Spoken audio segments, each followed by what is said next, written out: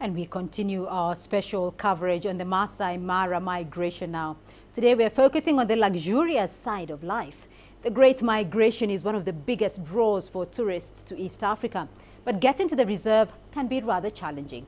The roads are rough and accommodation can be pricey. In the end, though, the migration has been described as a once-in-a-lifetime experience. So, is it all worth it? Well, CGTN Sonny Methu is at the Maasai Mara Hotel right now. She's joining us live for more details on what a trip to the reserve involves, luxury and all. Sonny, good to see you there. Let's talk tourism in the Mara. Is it expensive? And if it's expensive, is it worth it? What sort of options are available for tourists? Well, Beatrice, it's good to be here again. It's never the same. As you know, CGTN has been here since the beginning. For 5 years now, we've been covering this. I've come here at least 4 times, and we've been lucky to experience the various accommodation options that are there. Depending on your budget, there are quite a few options. You can choose to stay in the or in the Maasai Mara National Reserve. You've got lodges, you've got hotels like these ones. You've also got some campsites where you get the bare minimum, some eco hotels where you get maybe lights on at this time, lights off at this time, no Wi-Fi, very little connection for your phone, so you get a serene moment. Or you can come to a place like this where there's a swimming pool, there's massage, there's such luxury. Earlier on, our colleague Penina Karibe visited Maasai Mara and filed this story. Hundreds of thousands of animals, but the magic of Mara is more than just watching wildlife. In the heart of this wilderness, there are some of the finest hotels in Africa. Rooms here can go for up to $1,000 a night, but that buys an experience you will never forget. You can even watch the wildebeest crossing from your king-size bed.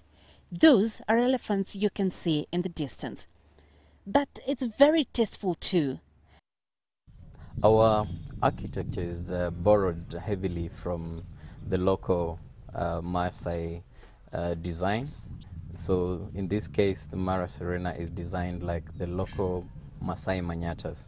You can see that from the shapes of the roofs. You can as well see that from the colors. From the outside, it's like the mud houses. And from the inside, the bright colors of the Maasai people. Like any other high-end hotel, there's a menu to die for.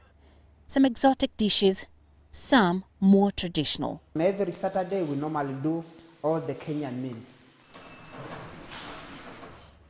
There's a gym too. A spa for pampering after a hard day photographing lions. And of course, a pool. This one is to be expanded to cater for more overheated tourists. Anything missing? Jambo, madam. Jambo. Welcome to Mara Serena. Thank you very much. Here with me is a safari mojito.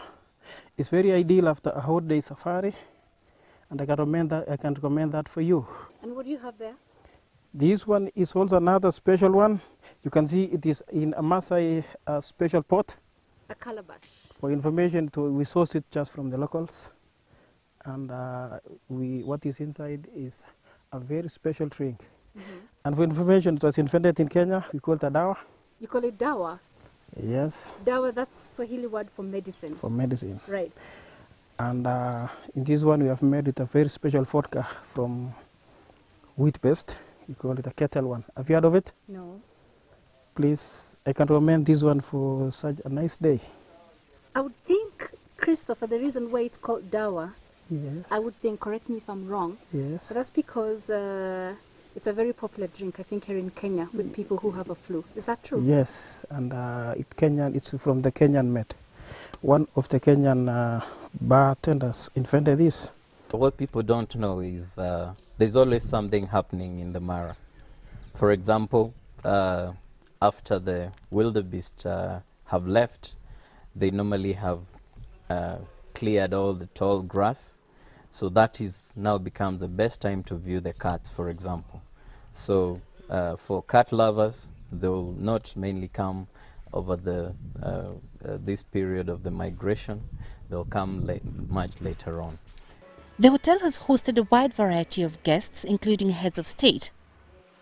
Oh, there are many, including some of our former president, Mwai Kibaki. More recently, we hosted the former president of Ghana just before he finished his term.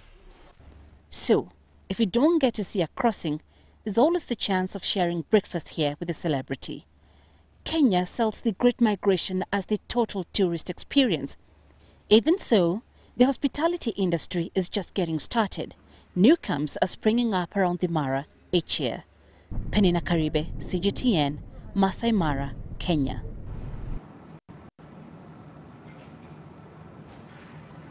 Well, as my colleague Penina there mentioned, there are quite a few options, and this is one of the more luxurious hotels that's been here for 33 years. You'd need about $400 to $600 to stay here.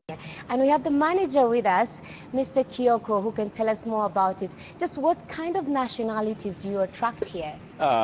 In Mara Sarovar, and I'm generally talking about the park itself, it's very refreshing to see that for a long time we used to have our people only going to the beach, and it's so refreshing to see that the domestic market has really grown, and we have quite a number. Actually, it's leading with those who are coming and to the Mara, which is the Kenyans, yes, exactly, the domestic market. Other nationalities? We do have a diverse of other nationalities with Americans and the English market taking the lead. But beyond that, we have the Chinese market that has come in very strongly lately.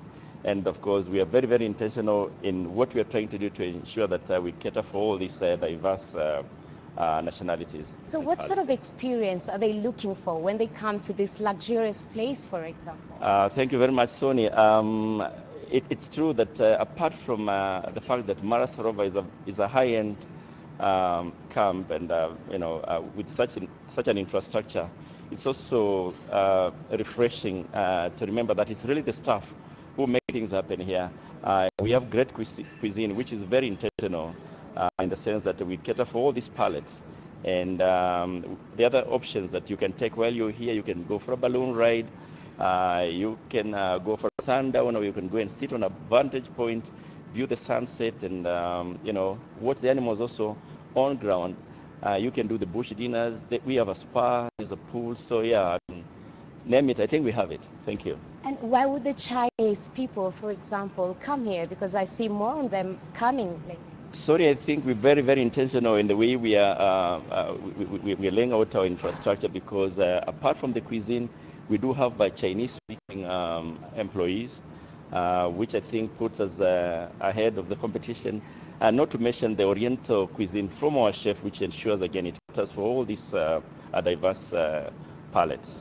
Well, Beatrice, this is one of the rare live interviews where we are in a kitchen, so we must speak to the executive chef, Chef Anthony.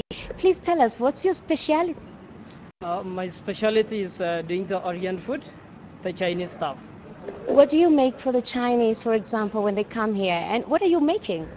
This is a soup station. I'm doing a broccoli and chowder soup. And then, as you can see, even from my display, I have a Chinese cabbage, I have a pork choy ready for a Chinese clientele. My main clientele at this season are mainly Chinese. At this season? Yes, at this season. Well, Beatrice, definitely migration is the jewel in the crown of tourism in this part of the country. But once you come here, there's so much to be offered. And I'm going to enjoy myself. Back to you.